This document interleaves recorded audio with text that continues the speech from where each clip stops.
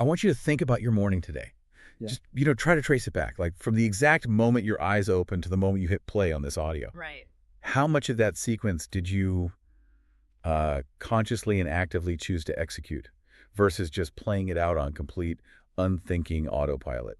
Yeah, if you are brutally honest with yourself about that timeline, the answer is probably a bit unsettling. Totally. Because you likely didn't decide to check your phone or, start the coffee maker or even take that specific route to work. Your body just did it while your mind was somewhere else entirely. There is actually a famous Duke University study that quantifies this phenomenon, and honestly, it's a statistic that just stops you in your tracks. Oh, the 40% one. Yes, about 40% of our daily behaviors Mm. are not conscious decisions. They are habits. I mean, think about the gravity of that. Nearly half of your entire existence is running on a pre-programmed background script. You are effectively sleepwalking through almost half of your life. Which, forces a rather intense reevaluation of where you currently are in life, right? Absolutely. Your baseline health, your financial situation, your chronic stress levels. They aren't usually the result of these massive, singular life choices. They are lagging measures of those invisible background scripts just running day after day. And that terrifying reality is exactly why we are opening up today's stack of sources. Welcome to the Deep Dive. Today we are getting into the definitive science of human behavior. It's a big one. It is. We are synthesizing insights from behavioral science heavyweights like James Clear, B.J. Fogg, Charles Duhigg, and crossing them with some incredibly revealing neuroscience on the basal ganglia. Yeah, we aren't just going to look at what habits are. We're going to completely dismantle the engine of human behavior to see exactly how it runs. Exactly. The intention here is to hand you the manual for your own autopilot. By the end of this conversation, the goal is for you to understand the biological machinery in your head well enough to engineer one small positive habit into your day-to-day life. And do it without needing a massive surge of motivation, which is key. Right. So to do that, we have to look at the machinery itself. Okay, let's unpack this. Most of us who follow the productivity or psychology space, we're already somewhat familiar with Charles Duhigg's basic model from his book, The Power of Habit. Right, the classic three-part loop. Yeah, the loop. You have a cue, which triggers a routine, which results in a reward. It's a neat little circle. But James Clear takes this a step further in Atomic Habits by adding this really crucial, often overlooked fourth element into the neurological feedback loop. He does, yeah. He introduces the concept of craving. Right. Because the traditional model makes behavior sound almost robotic, like cue, routine, reward. Yeah. But human beings are driven by desire. So Clear splits the loop into four parts. You've got cue, craving, response, and reward. So the cue doesn't just trigger an action. Exactly. It triggers a craving. Like you do not actually crave smoking a cigarette or eating a donut or, opening up social media. You crave the feeling of relief or the spike of dopamine or the distraction that the action provides. The craving is the actual motivational force. Precisely. And the response, which is the habit itself, is just the vehicle to get there. You perform the response to satisfy the craving, then the reward is delivered. And that tells your brain, hey, that worked. Yes. It tells your brain, yes, that worked. Next time you see that cue, do that exact same thing. Okay, so that covers the structure of the loop. But what is physically happening inside the brain when we build these loops? Like we always talk about rewiring the brain. But what does that transition actually look like biologically? Well, it really comes down to a battle for cognitive resources. Yeah. When you are learning a new behavior, your brain relies on what neuroscientists call the action outcome system, or the AO system. This operates primarily in your prefrontal cortex. Conscious part of the brain. Right. It is highly goal-directed. It demands intense conscious thought, working memory, and directive attention. You are actively calculating, if I take this specific action, I will achieve this specific outcome. It's the feeling of driving a car for the very first time. Mm-hmm. Like you are hyper aware of the pressure of your foot on the brake, the position of your hands, the cars in the mirrors. Exactly. And after 10 minutes, you are just mentally exhausted because your working memory is basically redlining.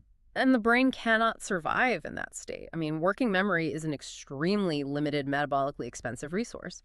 So the brain has this evolutionary mandate to preserve it. So what does it do? Through repetition, the brain deliberately shifts the control of that driving behavior out of the prefrontal cortex and down into the basal ganglia. It moves from the action outcome system to the stimulus response system, the SR system. I see. And once a behavior is handed over to the SR system, the original outcome you wanted doesn't even matter as much anymore. The stimulus alone, just sitting in the driver's seat, is enough to trigger the automatic response of driving. So is the brain essentially like a smartphone trying to save battery?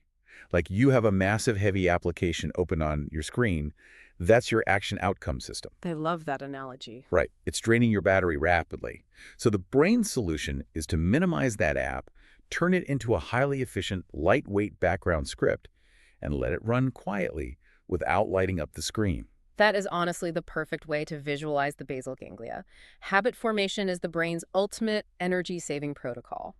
It forces repetitive actions into automatic background scripts specifically so it can free up the prefrontal cortex to solve new, complex problems in your environment. Which presents a massive paradox. How so? Well, if these background scripts are so biologically efficient and our brains desperately want to create them to save energy, why is it so agonizingly difficult to program a new one? Oh, right. Like, why is starting a new workout regimen or committing to reading every night so prone to failure? Because the tools we culturally use to force new behaviors completely ignore the biology we just described. We attack the problem with sheer willpower and massive, sweeping goals. Man, I feel that pressure constantly. We live in a culture that just worships the massive goal. Oh, totally. Everything is about like 10xing your life, running the marathon, launching the startup. The underlying message is that if you don't set a gigantic, intimidating goal, you are somehow settling for mediocrity.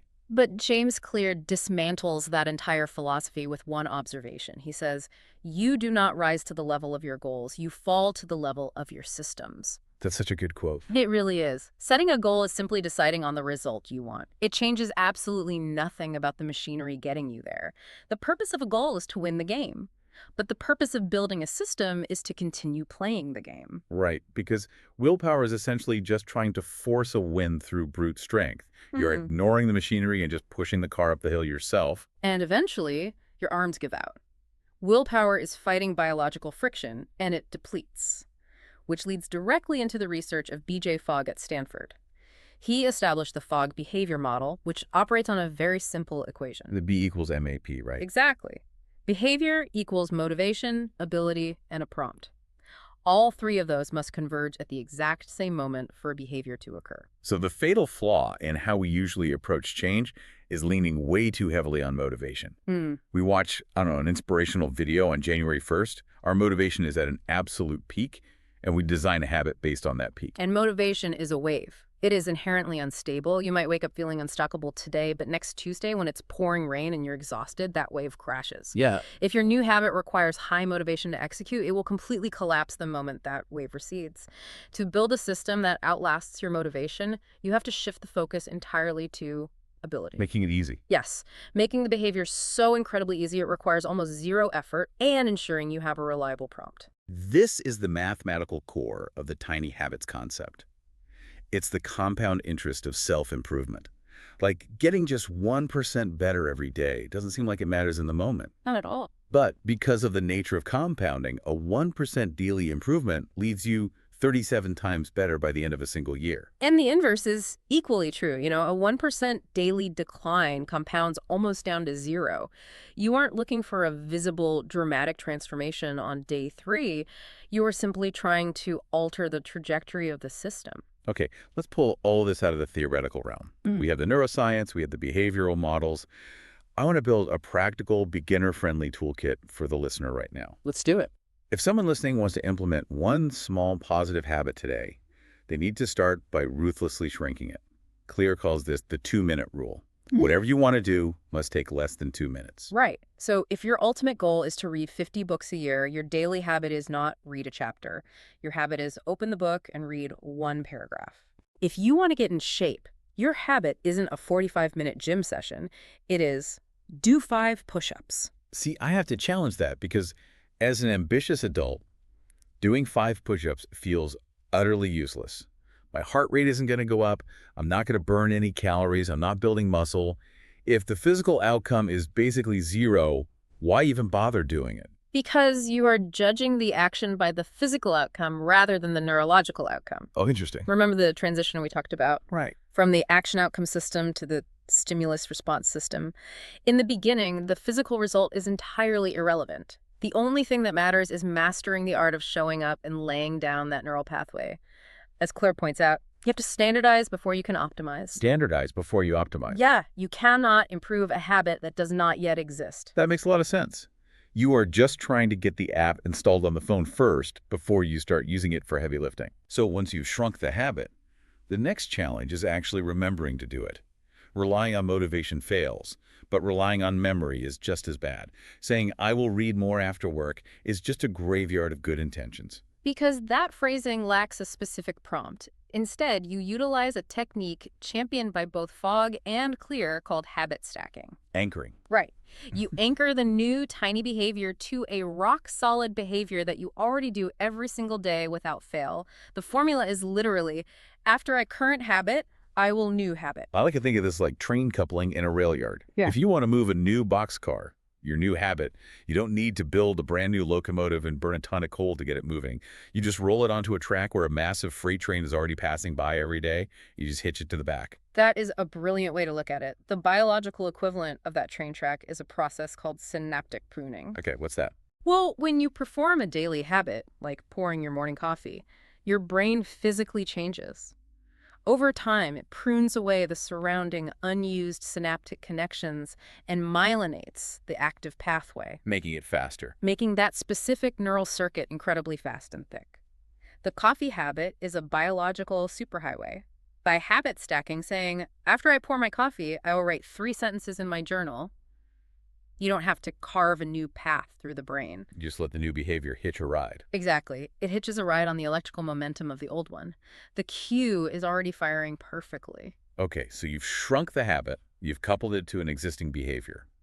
The next major variable is the environment in which you are trying to do this. There's this framework from 1947 by psychologist Kurt Lewin called force field analysis. Oh, yeah. He proposed that human behavior sits in a state of equilibrium between driving forces, which push you toward an action, and restraining forces, which are the frictions holding you back. And the instinct for most people is to just pile on the driving forces. We try to increase our motivation.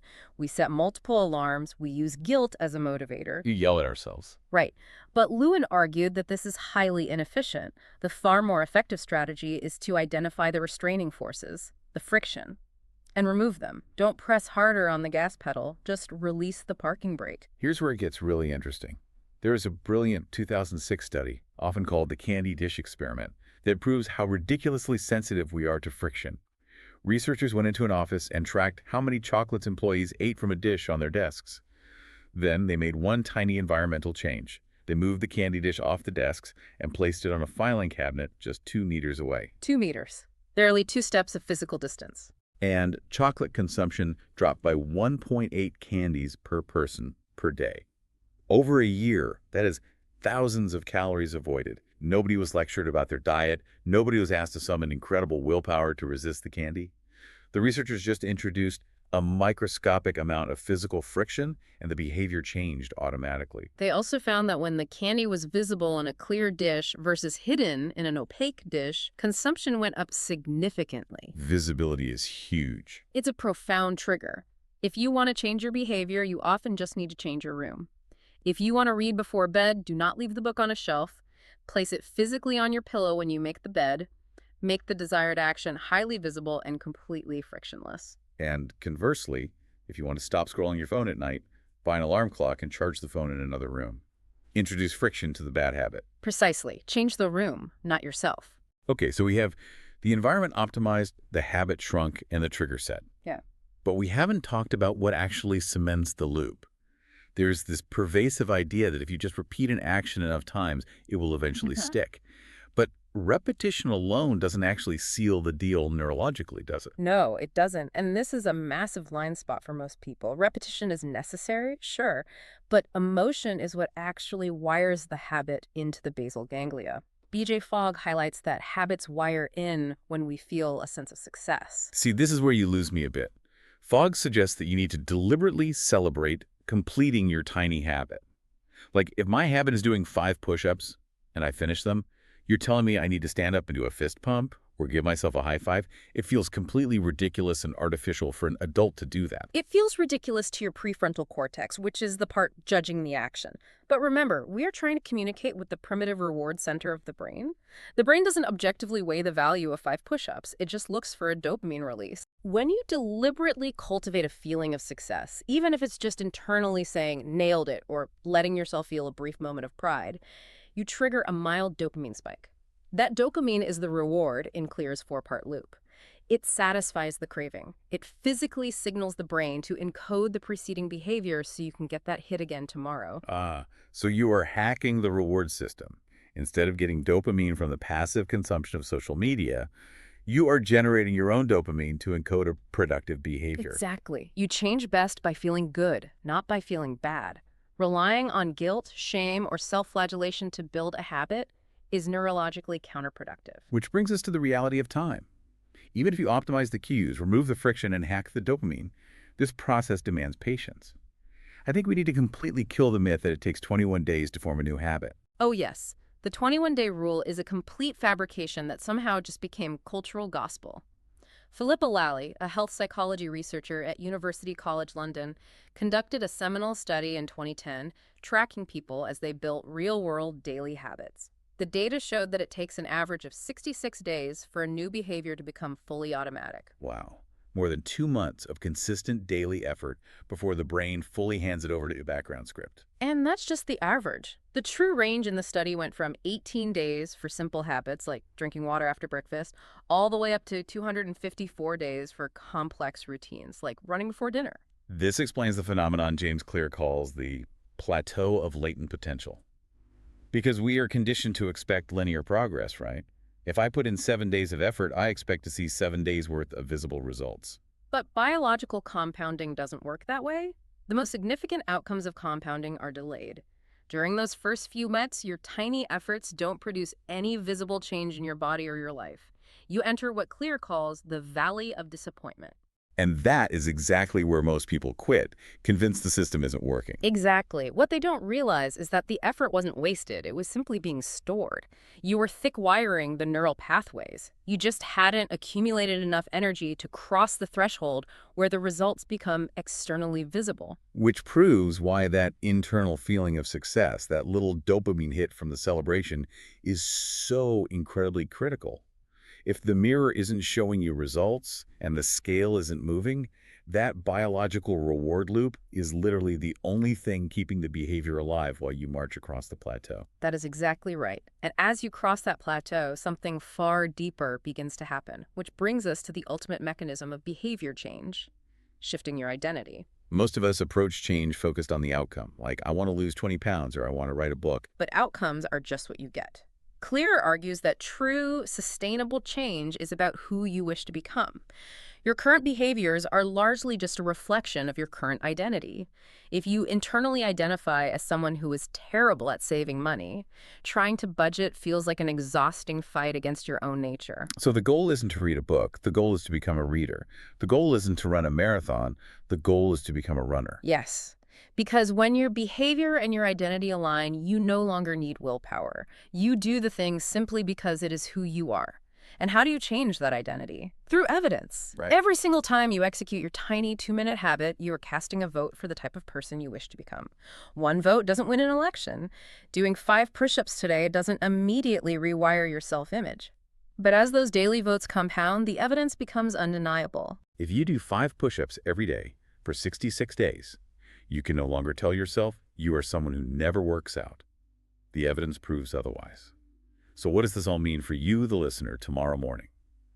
The blueprint isn't about massive action. It's about precision. Find a tiny action that takes under 2 minutes. Couple it to a reliable daily habit you already do.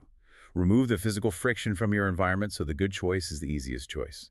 Allow yourself to feel a genuine moment of pride when you complete it to lock in the dopamine loop. And understand that you are not just ticking a box. You are actively casting votes for a new identity. It completely reframes the challenge of self-improvement. You stop fighting your biology and start leveraging it. Well, we want to thank you for joining us on this deep dive into your own mind. It is a powerful reminder that meaningful change does not require a radical, painful, overnight overhaul. Small changes really do change everything. Absolutely. And as we sign off, I want to leave you with one final lingering concept to evaluate in your own life today. It comes from behavioral economists Richard Thaler and Cass Sunstein from their work Nudge. They coined a brilliant term, choice architecture. Choice architecture, okay. It is the stark realization that there is absolutely no such thing as a neutral environment. Right now, the physical space you occupy, the layout of your kitchen, the tabs open on your browser, the unread notification badges on your phone's home screen is already a choice architecture.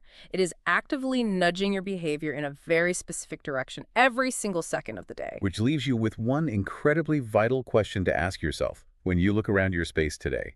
If you did not deliberately design your environment to serve your own goals, whose goals are you currently living out?